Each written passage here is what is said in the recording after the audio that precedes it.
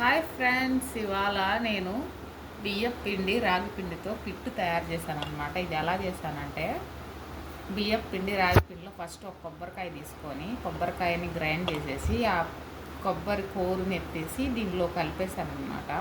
లైట్గా వాటర్తో చేసేసి పొడిని ఇలా చేసేసుకొని ఆవిరికి ఉడికిచ్చేసాను. పిట్టు ఎలా తయారు చేస్తారో మీకు తెలుసు కదా, ఆవిరికి గుడ్డ మీద ఉడకబెట్టేది. తర్వాత ఆ ఉడికినాక బెల్లము ఏలక్కాయ వేసి దంచేసాను.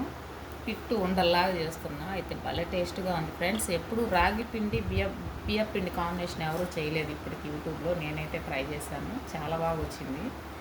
ఈ వీడియో నచ్చినట్లయితే లైక్ చేయండి, షేర్ చేయండి, కామెంట్ చేయండి ఫ్రెండ్స్.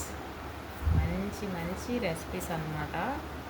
ఛానల్ని సబ్స్క్రైబ్ చేయండి, మీకు మంచి హెల్తీ రెసిపీస్ చేసి చూపిస్తాను నేను. ఇవైతే చాలా చాలా టేస్టీగా ఉన్నాయన్నమాట, యమ్మీగా. ఓకేనా?